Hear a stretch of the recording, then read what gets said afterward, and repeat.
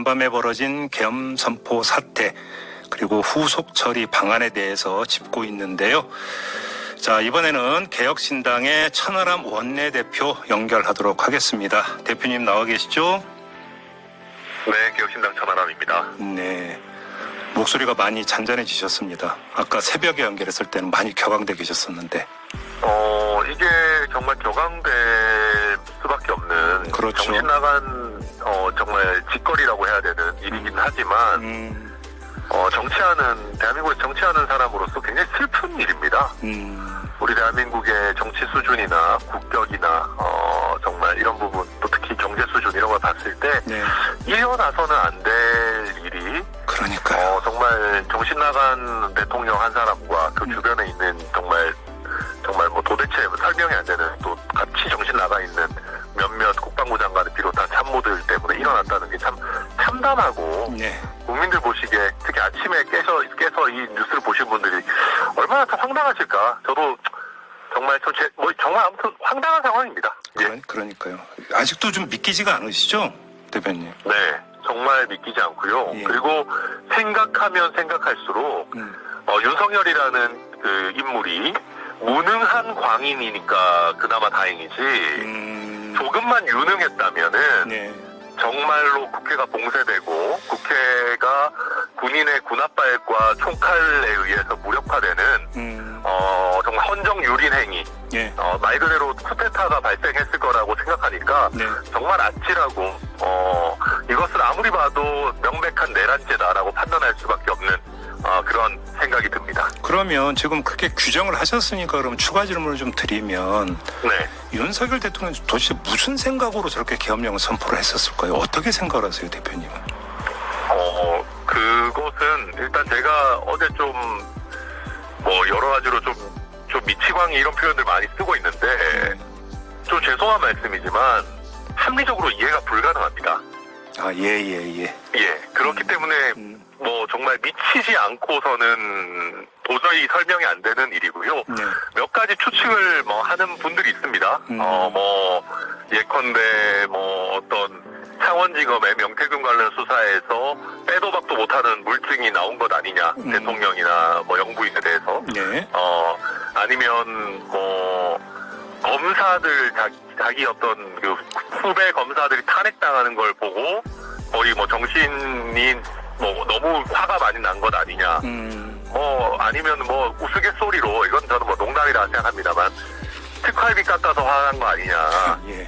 예, 이런 식의 얘기들을 하는데 저는 이런저런 추측 어떤 추측을 갖다 대더라도 비상계엄을 선포한다는 거는 이건 있을 수 없는 일이기 때문에 그 어떤 스스로 대통령직을 그만두거나 스스로 탄핵당하고 싶다라는 정도의 어떤 이유가 아니라면은 저는 네. 그 어떤 설명도 무의미한 상황 아닌가 생각합니다. 그럼 이 점은 어떻게 보세요? 계엄 해제를 선언하는 대국민 담화를 발표할 때 네.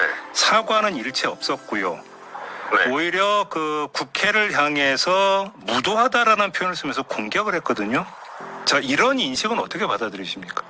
그래서 제가 이거는 광기다라고 보는 겁니다. 스스로를 구국의 결단을 한 사람으로 지금 네. 거의 히어로 컴플렉스 같은 거에 빠져 있는 거지 않습니까? 그러니까 이거는 답이 없는 겁니다. 그리고 이제 국회도 항상 문제가 있죠. 어떻게 정치가 완벽하겠습니까? 예. 그러나 지금 이런 비상계엄이라는 거는 그 어떤 서로 티격태격하는 어떤 공방의 수준을 넘어선 것이기 때문에 그렇죠. 예, 이걸 어떤 국민이 납득하겠어요. 전 그걸 보고 참 절망을 다시 한번 느꼈습니다. 지금 다른 당 의원들하고도 이제 인터뷰를 하고 있는데 지금 다른 당 의원들은 이게 상황 종료라고 보지 말고 만일의 사태를 대비를 해야 된다 이런 요지의 말씀들을 주시던데 대표님도 같은 견해십니까? 그렇게밖에 생각할 수 없죠. 왜냐하면 아까 말씀하셨듯이 사과하거나 본인의 잘못을 뉘우치는 것이 아니고 네. 무도한 야당 그리고 나는 거기에 따라서 구국을 하기 위해서 반헌법 세력, 반국가 세력을 쓸어버리기 위해서 할 수밖에 없다. 그럼 앞으로도 야당이 조금만 수틀리는 행동을 했을 때는 언제든지 비상계엄 할 수 있다는 얘기 아닙니까? 예. 저는 반복된 비상계엄 대비해야 된다고 생각합니다. 그러면 그것의 완전한 해결은 결국은 하야든 탄핵이든 이거 말고는 방법이 없다 이런 판단이실까요? 그렇습니다. 그러니까 저희 개혁신당이 항상 탄핵에 있어가지고 신중한 입장이었던 것은 네. 대한민국의 국제 신임도 때문 아니겠습니까? 네, 네. 최근 대통령 3명 중에 2명이 탄핵이 된다고 하면 대한민국 정상 외교라든지 또 여러 경제적인 오늘 주식시장도 그렇겠습니다만 여러 어떤 대외 신임도에 있어서 악영향을 줄 수밖에 없습니다. 그래서 임기 단축 같이 상대적으로 좀 소프트한 방법을 이야기했던 건데 이제는 그런 고민이 사치가 됐습니다. 그래요. 우리 어떻게 정신 나간 그러니까 정말 무능한 광인이 대한민국 국군 통수권자 자리에 하루라도 더 있는 것은 굉장히 위태로운 일이라고 평가할 수밖에 없는 그런 상황에 이르렀다. 저는 그렇게 평가합니다. 그러면 지금 조국 혁신당도 그렇고 민주당도 그렇고 오늘 바로 탄핵소추안을 발의를 한다고 하거든요. 그러면 개혁신당도 합류할 계획이십니까? 제가 저희 최고위원회가 아직 열리기 전이고 당대표 의견을 들어봐야 되겠지만은 예. 저희가 봤을 때는 지금 상황에서 개혁신당이 탄핵에 동참하지 않기는 매우 어려울 것이다. 그렇게 생각합니다. 그러면 지금 하야 또는 탄핵만이 완전한 상황의 종결이라고 지금 그렇게 의미 규정을 하셨으면 네. 그래서 하야야 윤석열 대통령이 하고 말고 할 문제니까 빼고 탄핵 소추 같은 경우는 최대한 신속하게 빨리 끝내야 되는 이런 문제가 되겠네요. 그러면? 네, 저는 그렇게 생각합니다. 다만 아직 당론이 정해진 것은 아니기 때문에 예. 내가 조금 조심스럽습니다만은 그런 겁니다.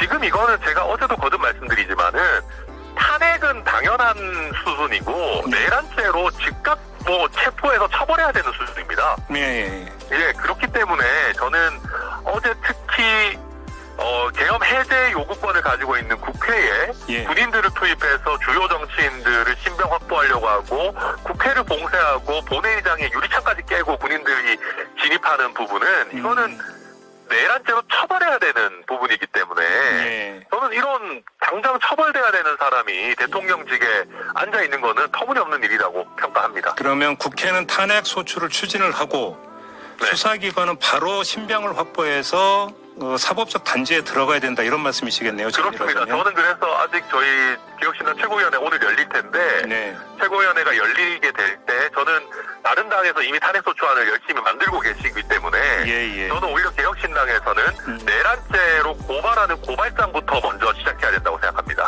그렇게 건의할 예정입니다. 국민의힘이 어떻게 나올 거라고 전망하세요, 대표님? 이거는 박근혜 대통령 탄핵 때와는 차원이 다른 문제입니다. 이거는 명백한 내란 행위고요. 그렇기 때문에 저는 국민의힘이라는 정당이 정말 정당 해산을 당하지 않으려면 내지는 최소한 내란죄 공범이나 부역자가 되지 않으려면은 저는 윤석열이라고 하는 정신 나간 인물과 하루라도 빠르게 정말 단절하고 출당시키고 당연히 다른 정당보다 더 적극적으로 탄핵 절차에 임해야 된다. 그러지 않는다면은 저는 국민의힘이라는 정당이 소멸될 위기다. 저는 그렇게 평가합니다. 그런데 지금 국민의힘 안에서조차 추경호 원대표의 대처에 대해서 이런저런 이야기가 나오던데 대표님도 들으셨을 거 아닙니까? 저는 오히려 추경호 원내대표가 그런 터무니없는 말도 안 되는 행태를 보였기 때문에 저는 리더십을 상실할 거라고 생각합니다.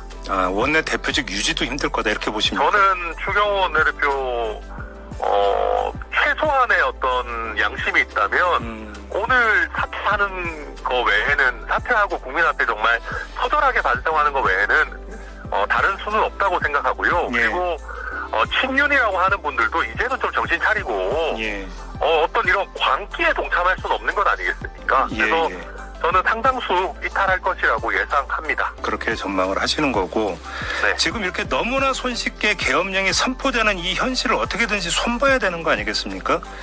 그래서 당연히 계엄법이라든지 여러 사항에 대해서 손보는 것도 있어야 되는데 일단은 지금 당장은 대통령의 직무정지를 하는 것부터 추진하면서 동시에 다각도로 이런 권한을 견제하는 방안을 마련해야 되지 않나 생각하고요.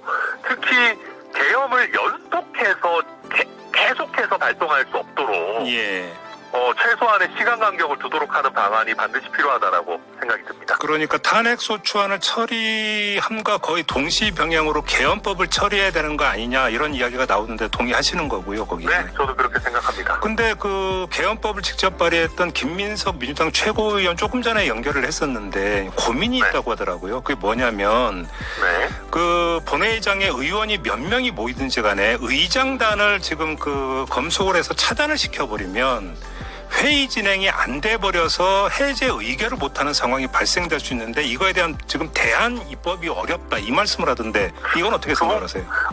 이걸 저도 지금 들은 거라서 제가 아주 엄밀한지 모르겠지만 국회법에 의장의 어떤 신병이 구속되거나 어떤 회의 진행이 어려운 경우에 대신 진행할 수 있는 순서들을 두면 될 것 같습니다. 우리가 실제로 회기가 개시되고 첫 회의에서는 최다선이라든지 이런 기준으로 예전에 추미애 의원이 의장 직무를 대행해서 의장을 선출하고 그런 적 있지 않습니까? 그렇습니다. 그런 절차들을 우리가 일부 응용할 수 있지 않을까 생각합니다. 그런 식으로 규정을 하면 이 문제도 풀릴 수 있다 이렇게 보시는 거고요. 알겠습니다. 조금 전에 이제 사법 처리를 해야 된다고 지금 말씀하셨는데 지금 입을 모으는 공통분모는 윤석열 대통령과 또 한 명 김용현 국방장관인데 동의하시는 거고요. 네, 당연히 동의하고요. 네.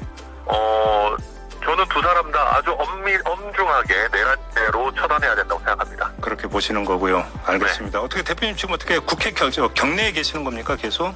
아니요, 잠깐 씻으러 나왔습니다. 지금 다시 들어가는 길입니다. 그래요. 이제 다른 이준석 어떤 이주영 의원하고도 합류를 하셨고요. 네네, 어제 저녁에 이제 그 두 분 다 이제 경찰 내지는 그 경비 인력과 대치하느라고 못 들어왔었는데 조금 늦게 들어와서 같이 어제 밤을 샜습니다. 아, 그러셨군요. 최고위원 회의는 언제 열 계획이십니까, 그러면? 저희 9시 반에 열립니다. 9시 반에? 9시 반 이제 회의 열리면 여기서 이제 입장이 다 정리가 되는 거겠네요.